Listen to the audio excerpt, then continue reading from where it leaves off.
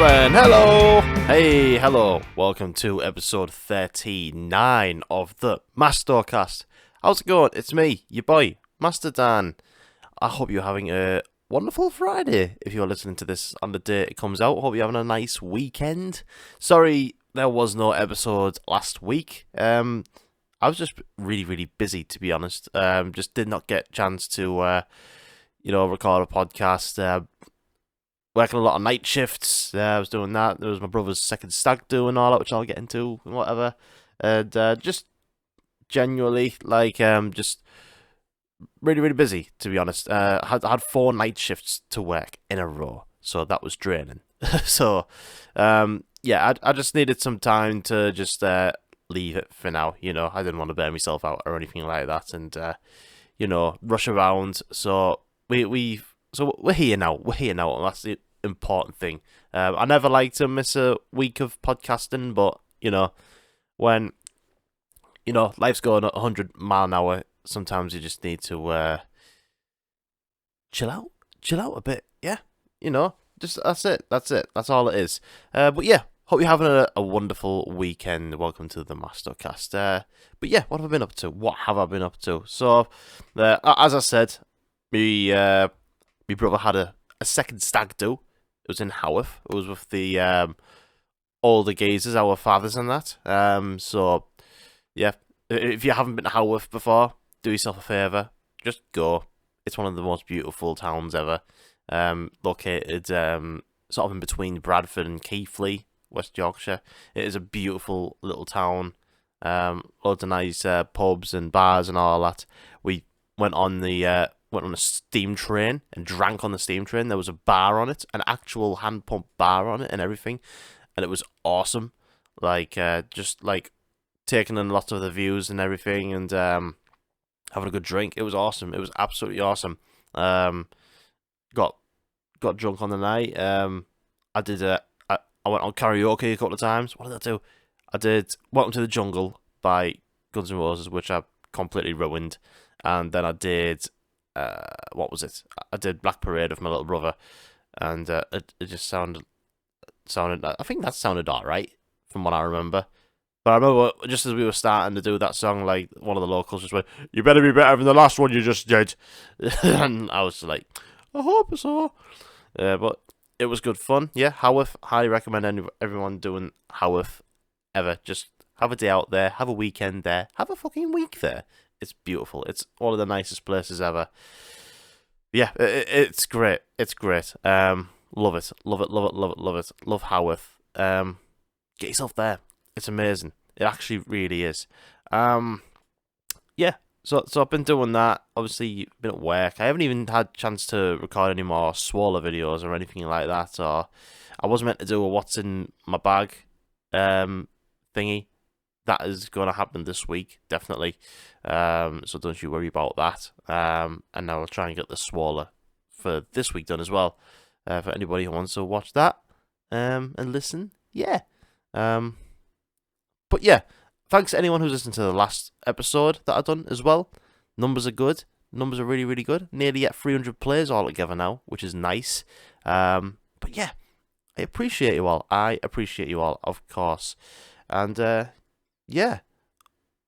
What else have I been up to? Oh, I went to see James Acaster last week, was it? Literally a few days ago. I went to see James Acaster for the first time. I'm not one to go see comedians all that often, to be honest. As much as I'd like to. I don't know. I tend to just go to music gigs, to be honest, rather than comedy gigs. But I've been wanting to see James Acaster for a long time.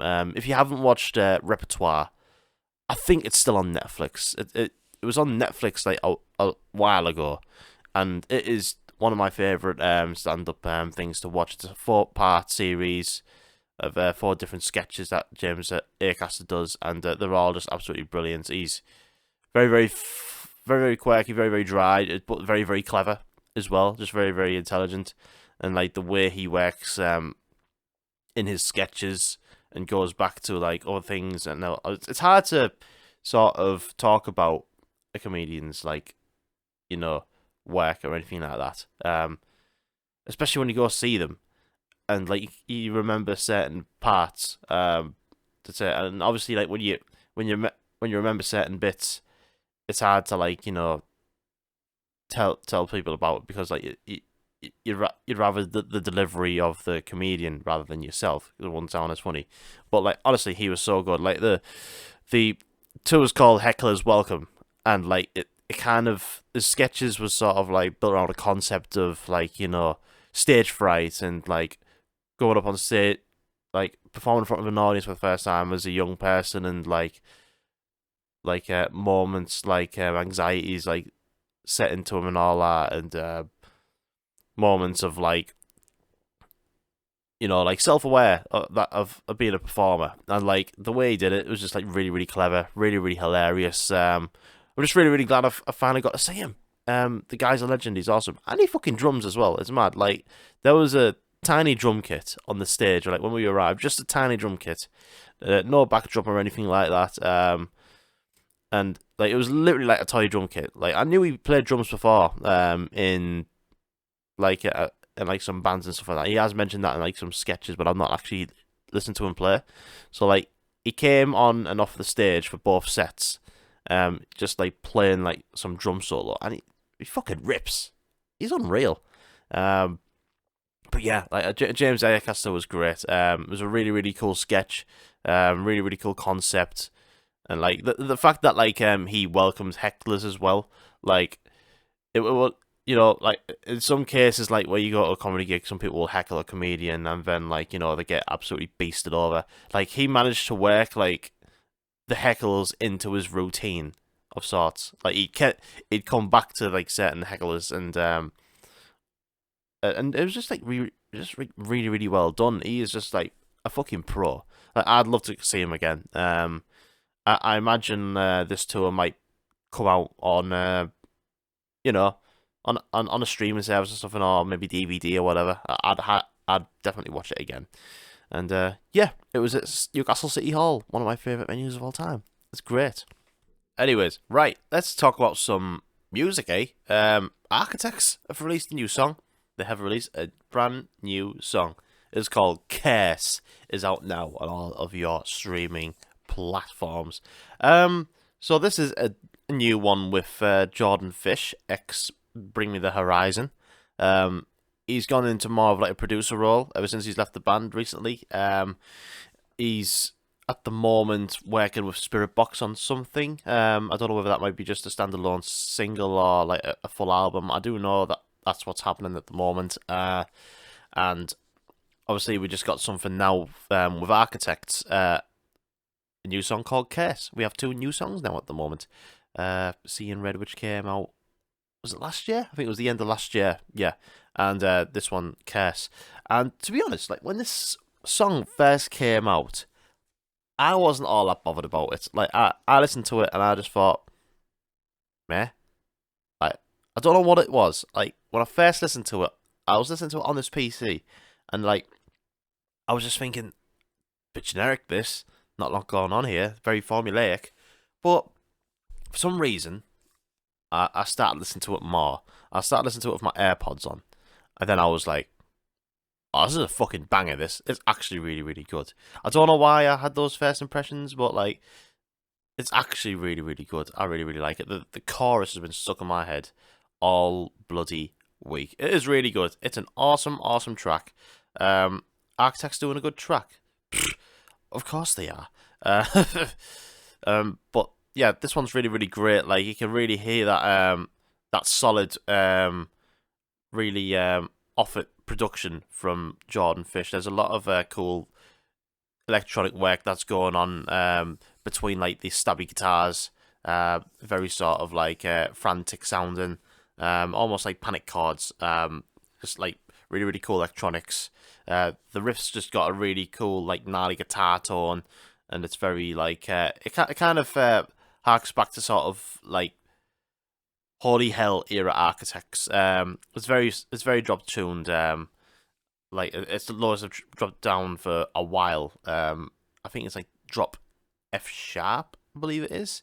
Like from some of the earlier albums, like on Lost Forever, Lost Together, and Holy Hell, All Our Gods. So like they've gone back to that sort of tune, and they didn't really do that on the last couple of albums.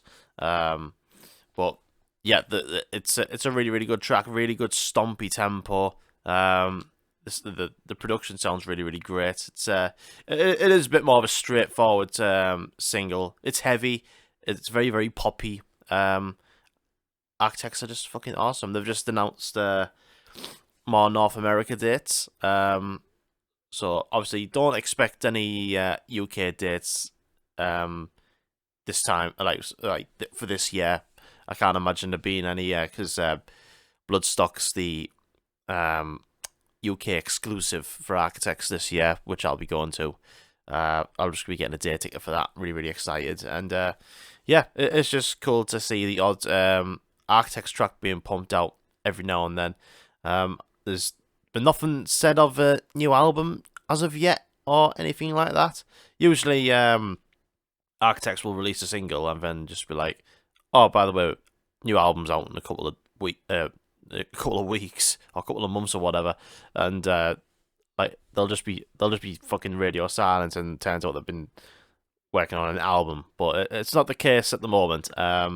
So we don't know whether they've got a new album coming out yet, or you know, they're just gonna be doing some singles for a while. They wait until they finish Bloodstock.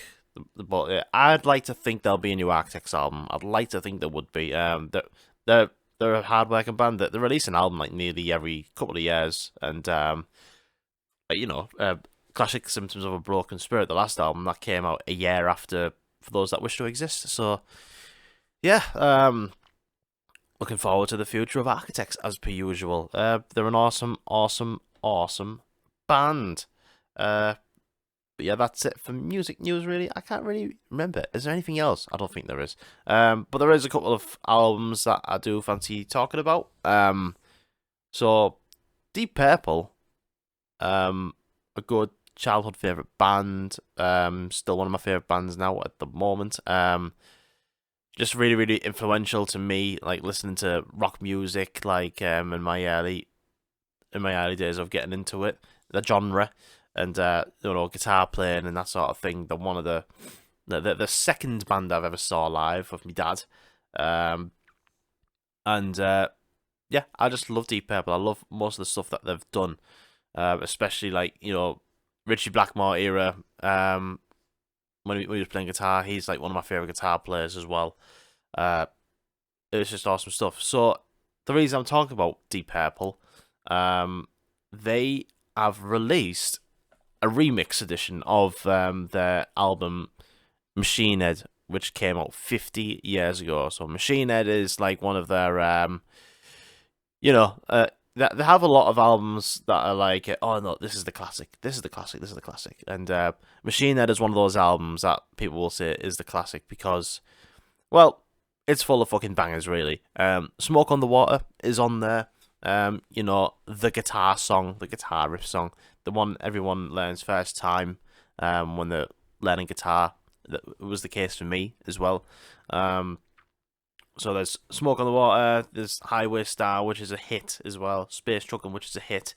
And, you know, I'm never really bothered about reduxes or anything like that, but in this case, it's a remix and a remaster. So I think it's like a 2-disc thing. It's all on Spotify and everything else, and you can get the physical copy, although it's a bit expensive for that on vinyl. So I'm not gonna bother with that one. It's about 80 quid.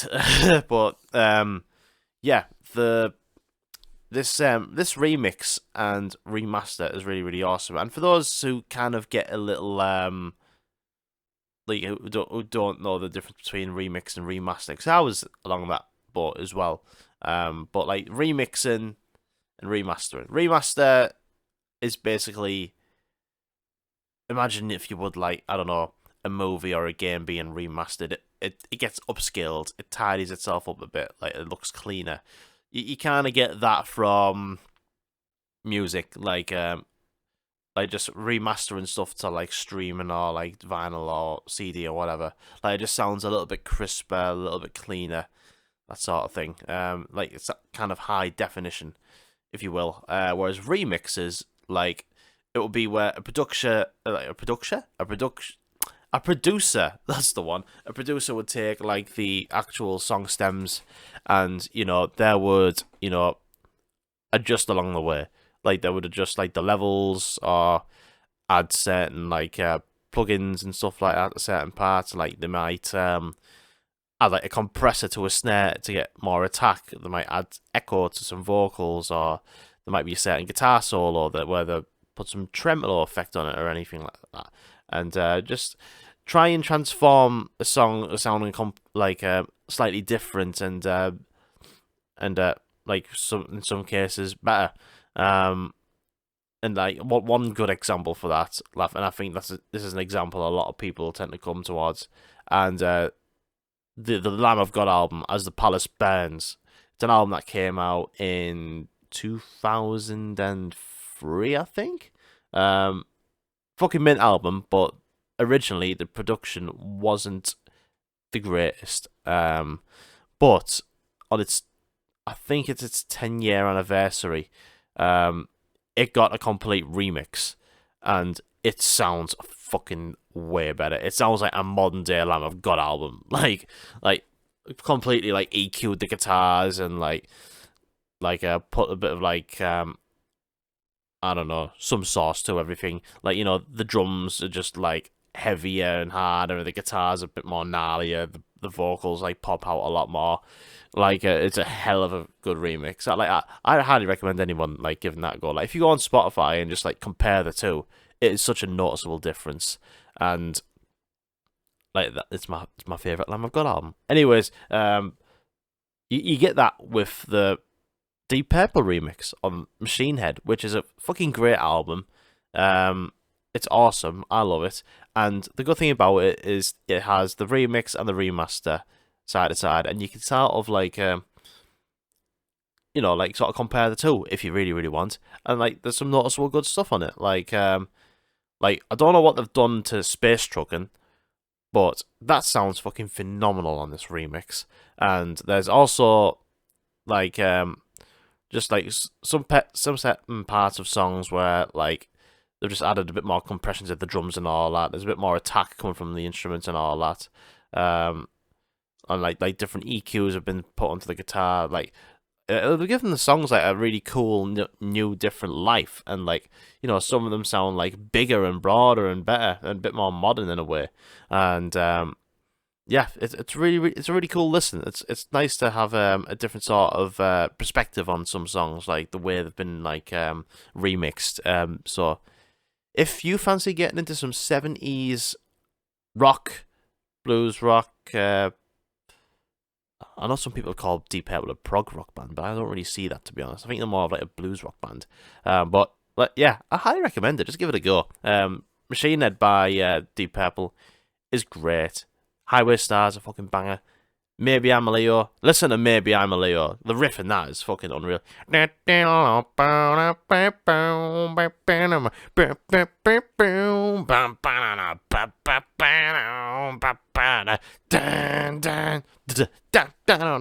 that one's fucking great. Space Truckin', Pictures of Home, Smoke on the Water.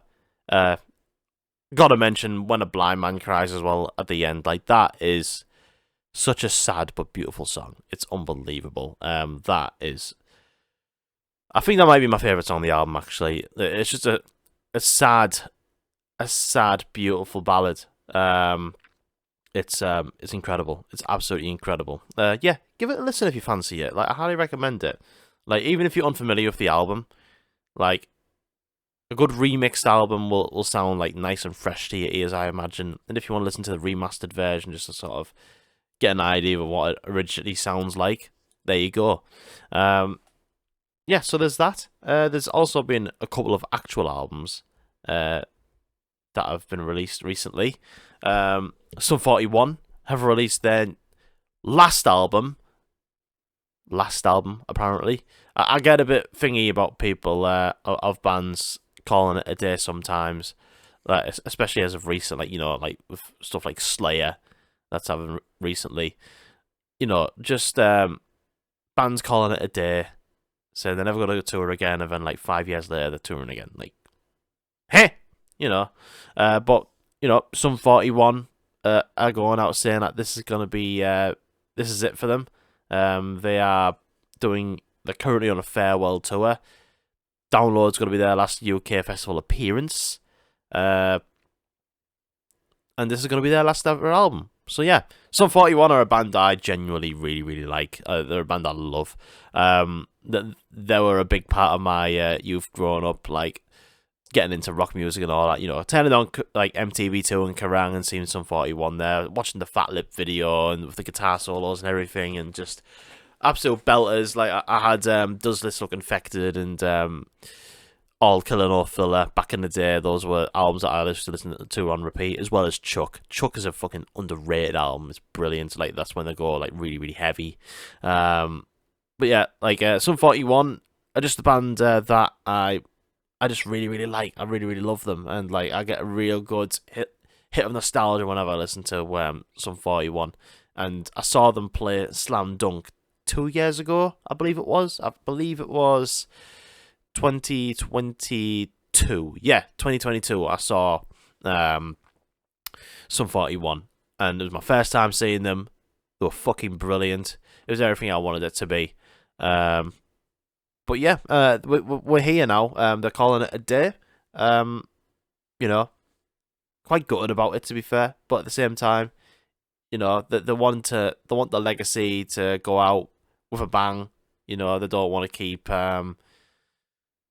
you know, they don't want to keep going to the point where, like, you know, it doesn't seem true to them or anything like that. So they're calling it quits here, which I respect. So they have now released their final album, Heaven and Hell. It's Heaven X Hell. So this is a double album. It's a double album. A pop punk band doing a double album. You wouldn't have thought so, would you? It's 55 minutes long. And, of course, one disc is Heaven, the other disc is Hell.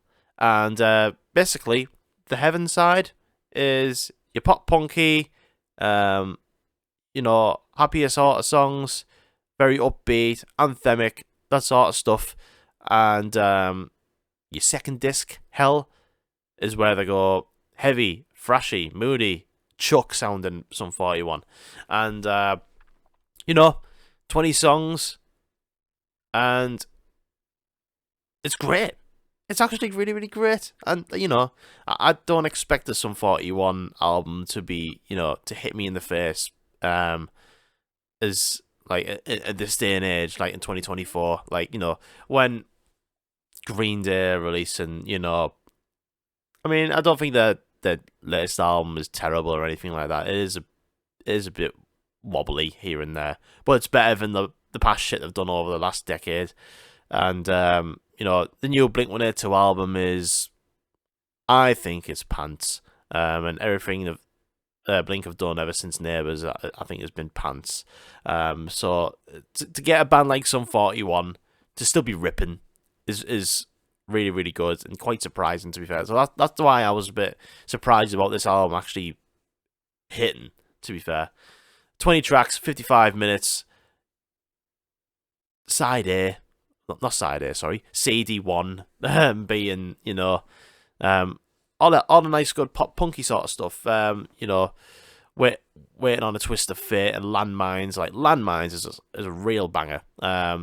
Just a really good sort of throwback, sort of early All Killer No Filler, Sum 41. Like, the good thing about them, like, they've still got like a really good guitar tone. It doesn't sound like, none of this sounds overproduced or anything like that. Like, it just, like, there's not a lot of fat on here. I mean, I think, you know, a band where they are at the moment, like, they got to put in, like, the time for these, you know, American radio rock bangers and that sort of thing. Some of these do sound quite predictable, quite cliche, and like the lyrics and that sort of stuff. Like Dopamine. Like, Dopamine kind of is one of those songs that's kind of closest to like a, I don't know, a freaking Machine Gun Kelly type song. It kind of sounds similar to that. But it's not a terrible song. Like, you know, but there is like one or two of those where it's just a bit like, that's the only part where I'm a bit like, I'm not so bothered about these. But like when they really put the heart into some of the songs on here, like there's some really really good shit on here, like Bad Mistakes, Landmines, like I said mentioned, like just really really really really big choruses, awesome guitar solos or from I forget his name, the guy in Sum 41. He does a lot of thrashy stuff throughout the years, and his guitar solos fucking rule. Like Radio Silence got like a really sort of like it's quite a repetitive chorus, but it is like very very anthemic, like a very sort of mid-paced, like you know, light up the air, light up the air, show the world that you don't care. Future Primitive, really great song. Time Won't Wait, great song. It's a really good first half of the album, and I really like the second half as well when it gets really really heavy. Because I, for one, I'm a big champion of the Chuck album by Sum 41, which came out. I'm gonna take a wicked guess here, and I'm going to say 2005. I'm going to search that now, actually. 2005, 2006. It was when Sum 41 got... no, bloody hell, earlier than that. 2004. Bloody heck. That album's 20 years old. Are you fucking joking me? Fuck's sakes. I am old. I remember when that came out. I remember when All To Blame came out on Kerrang and everything. And Derek Wilby had his emo haircut and everything. Fucking hell. 20 years old. Are you fucking for real? Another way to make me sound like I'm old. Yeah. But yeah, the hell side of Heaven and Hell. It's got that sort of Chuck sound. Very, very heavy, like thrashy, fast-paced. Really, really good bangers. Rise Up. Really, really, really great. Rise Up. Stranger in These Times. Absolute bangers. I love Over the Edge. And You Wanted War. Just really, really good. I think there's only about how many is that? There's actually only about 7 of these tracks on the Hell side, but they're all really, really good. Just good, thrashy songs, and it ends with some covers. It's got Painted Black by Rolling Stones, which is just in there. But yeah, it's that's a good cover. I like the original. I think it sounds good, quite good. And Painted Black by Rolling Stones, of course, yeah. Cover that. It's a good heavy cover of Painted Black. Yeah. Sum 41, they're going out with a bang. The new album's great. I really really like it. I'm gonna miss them when I go. You know, they're a band that have been consistently great. Like, you know, they've released. I mean, for me, like the golden ages are, you know, between All Killer No Filler and Chuck.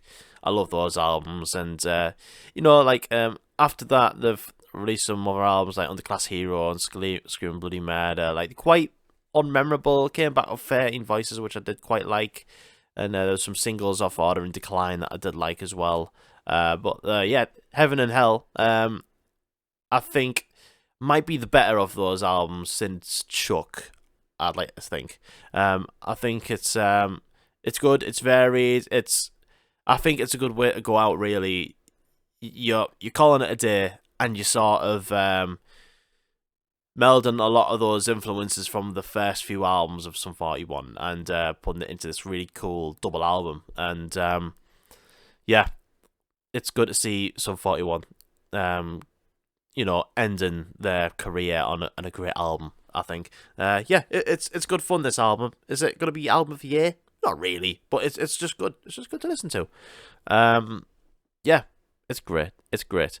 One other album I want to talk about is actually local to me. It's from a guy from Hartlepool called Josh Ingledew. He is a producer. He's a songwriter.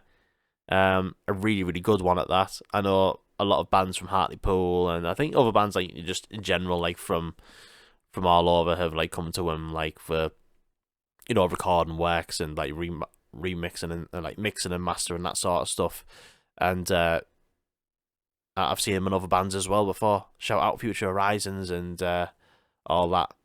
And he's just been working really, really hard on this new album that he's just brought out called Beautiful Weird. And it's wonderful. It's absolutely wonderful. I've only given it a couple of listens, but I just a brief overview. If you like bits of like Tears for Fears, Spandau Ballet, Weezer, and ELO, this is for you. This is very, very much for you. These are some just absolutely beautiful songs. And they're very, very varied. They go absolutely all over the place, like really good genre bending stuff. Forget It is a very sort of like Weezer track, very, very sort of early Weezer sounding track. Quite rocky, very acoustic guitar-y.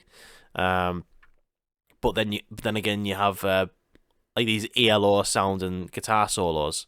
It sounds brilliant, and People is very sort of Spandau Ballet, very sort of glacial, really, really ballady, really beautiful song, and stuff like Magic Cauldron. It's like it has actual references from like Ocarina of Time, Zelda. It's amazing. It's actually amazing, and it sounds just like Tame Impala was in a Nintendo 64 game. It's great. This album, 9 songs, 27 minutes long. I highly recommend it. The dude's name is Josh Ingledew. That's spelled Josh, Josh, Ingledew spelled Ingledew. The guy is incredibly talented. I gotta recommend his album. Beautiful Weird, the album's called. It's amazing. Shout out Josh Ingledew. And yeah, another album that's just been released, okay? Yeah, sorry, I don't sound psyched for this because I'm not. While She Sleeps, Self Hell. Their new album has dropped last week, and it's a bit of a shame, really. While She Sleeps, they're a band that I really, really respect. I love the work ethos of While She Sleeps. I've seen them live countless times. They've always been brilliant live. Sometimes I've sometimes over like blown the. I've seen them before, support bands, and blow the headline act out the water, basically. And like they've brought out some fucking amazing albums. Like, you know, I generally think like This Is the Six is a classic masterpiece. Same with Brainwashed. I love You Are We. That is an album that really, really like set them on a heavy incline. And you know, So What was an album that I wasn't all that fussed about, but then they came back a couple of years later with a couple of years ago with Sleep Society, which I think is a great album, really, really good. And they are back with Self Hell. I'll be honest, when they released the singles for this album, I was not looking forward to it. Still feel like that now. It's really unfortunate, man. It's really, really unfortunate. I just think the band have sort of thrown a lot of shit at the wall to see what sticks, and it's just not really worked out for them. Like, there's a lot of guitar wizardry going on from Sean, the guitar player from While She Sleeps. I think he's, at this point now, a real good guitar virtuoso. Like, he's really into that Digitech whammy pedal, and he comes up with some, like, really cool, unique stuff. But the music around that, there's not a lot going on. And as for the vocal performances, like, I just don't think they're strong. Lyrically, I don't think they're strong. Because I'll be honest, when the single Self Hell dropped, I did not like it at all. I really, really did not like it. I generally thought the chorus was very, very weak, very, very cringe. Just not great. I don't know, just not great. It kind of sucks talking about While She Sleeps like this. But like, they're a band that I feel is like really, really important to the music scene at the moment, like of heavy music, and like, you know, they're on a big upward trajectory, and like, I've not heard a lot of goodwill about this album from other people as well, and I hope this doesn't put them on a bit of a decline. You know what I mean? I mean, the whole album isn't completely bad, I will say. Rainbows is a standout track. I think Rainbows is really good. It's actually awesome. It's got a really good heavy guitar tone. this guitar solo from Sean is really, really good. It's quite heavy, fast paced. It's just like really, really down tuned. It's a good heavy while she sleeps song. Rainbows is awesome. It sounds like it harks back to like the You Are We era of that While She Sleeps. So I really, really like that. They released a single featuring Alex from Malevolence called Down, and this is a really good heavy track. And like his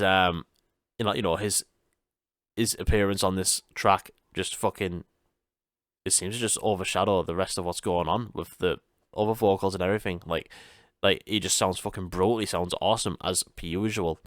But yeah, I mean that's a good track as well. There is nothing else on this album that is like really pulling me in, really, which is just a real shame. Yeah, I mean, like I just find like even like the opening track, "Leave Me Alone," like it's got a really good riff at the beginning, but like the vocals are just all over the place. Like it's got like that sort of like that rap sort of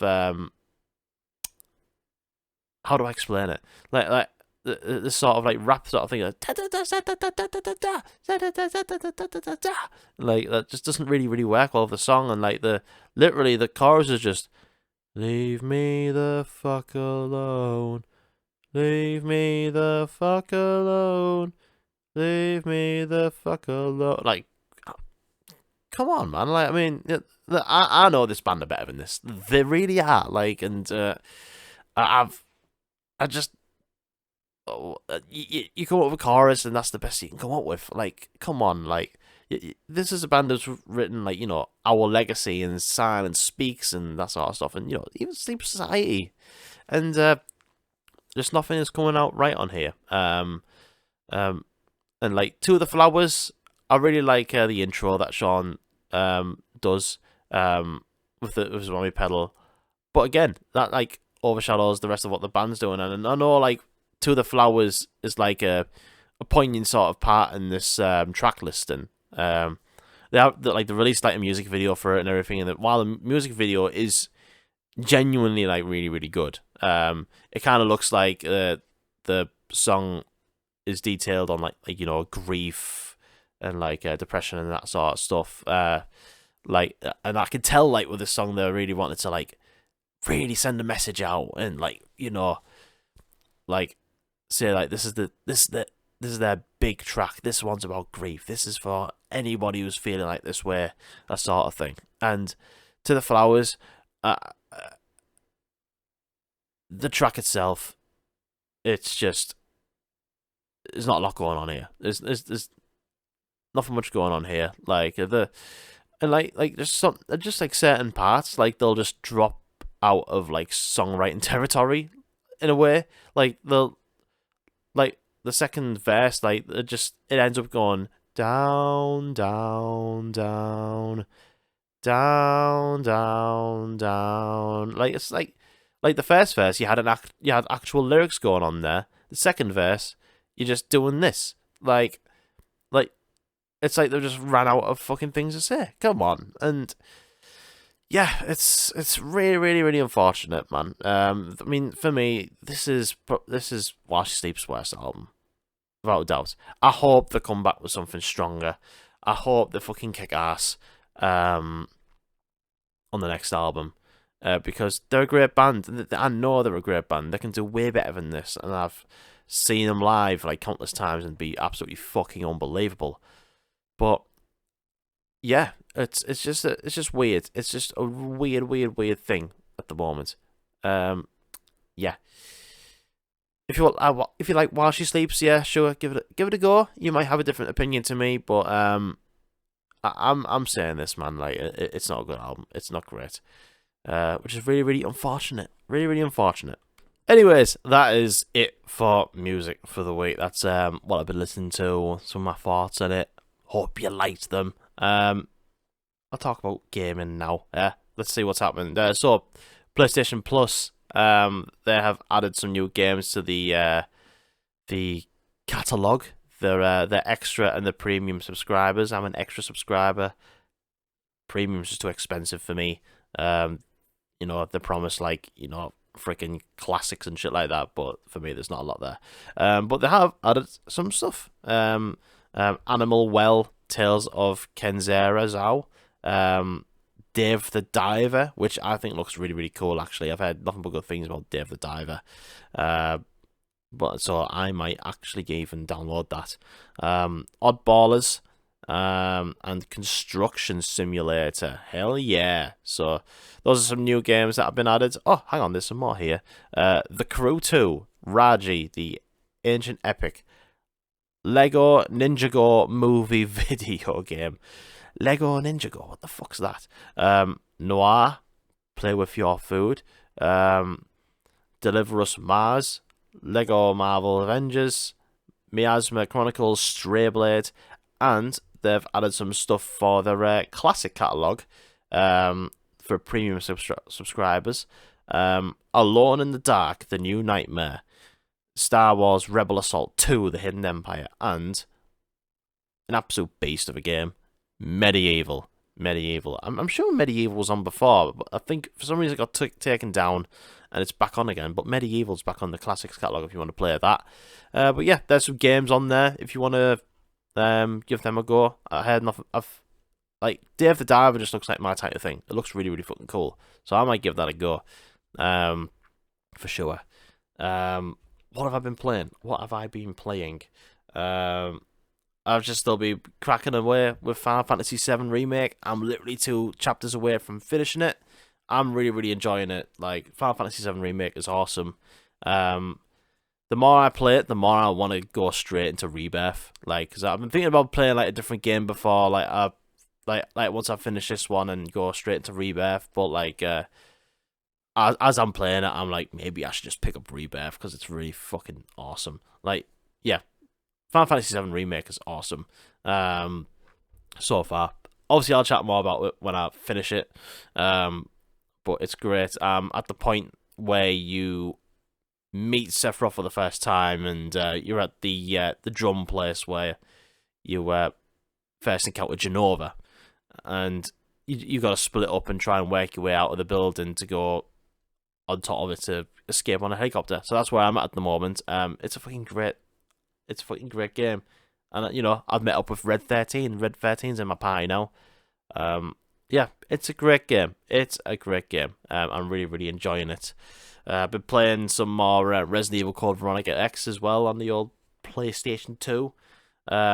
This game's really fucking testing my patience. I didn't realise it was going to be this long. I must be close to completion now because I'm now at the point where I'm playing as Chris Redfield now instead of Claire. And god damn it, this game's getting cheesier and cheesier and cheesier as it goes on. I know Resident Evil games can be quite silly, but this is just getting really fucking silly. Yeah, and like I said about Final Fantasy, I'll go into more detail when I finish it. I'll go into a full-on classics review, I guess. But yeah, I'm playing that. But one of the dudes in this fucking game, Steve, he's called, one of the other characters. He's really testing my patience, and I'll get into why when I finish it. I like to think it'll be sometime this week. And also, I've been playing the Zelda remake of Link's Awakening. I've literally just been playing it at work on my breaks, and I love it. It's so good. I'm just on a real Zelda hype at the moment. I'm really, really enjoying them all. Not long ago I did Ocarina of Time, and now I'm doing Link's Awakening, and it's fucking great. It's really, really, really good. Just top down, really, really cool, cute art style, and yeah, it's really, really great. It's really, really great. Yeah. Anyways, we're gonna close out now. I did ask for questions on Instagram, but no one's got back to it, which is fair enough. So I asked Haley last minute, do you want to send me some questions for the podcast? She panicked and literally just sent me one right now. What are you most looking forward to over your birthday? Over my birthday? I don't know. We haven't got anything sorted yet, have we? I don't know. We might be going away. We might be going camping. So I'll be looking forward to that. we might be going camping for my birthday. Which would be nice. I'm seeing Bruce Dickinson around my birthday, so that's gonna be good. Yeah, I turn 32 next month. Off at that, 32 years old, and I still feel like a fucking baby. Like I still feel like a little child. But yeah, I turn 32 next month. Nothing set in stone yet, but we were talking about going away, maybe going camping or something like that. Hopefully the weather will fucking cheer itself up, because at the moment it's just being poo. I'm sick of the poo weather, stupid poo, shitty poo weather, raining all the time. I'd like some sun, please. That's what I'd like for my birthday.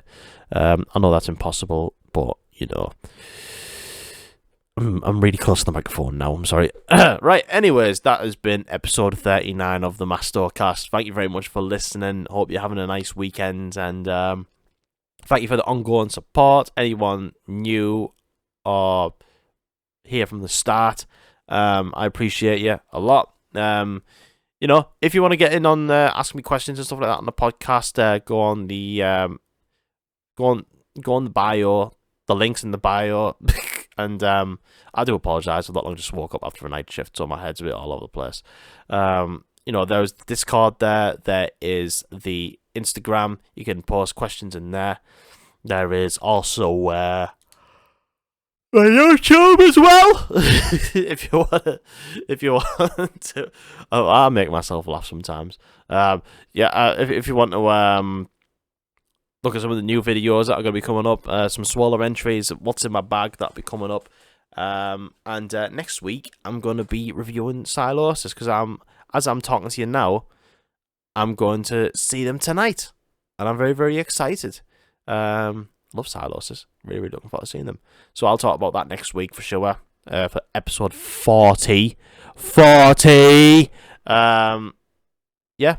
I'd like to think I've finished Final Fantasy VII Remake by then, and hopefully Resident Evil Code Veronica by then. So I'll chat about them. But yeah, thank you very much for listening. Hope you have a nice weekend, and I'll see you on the flip side. Love you. Goodbye.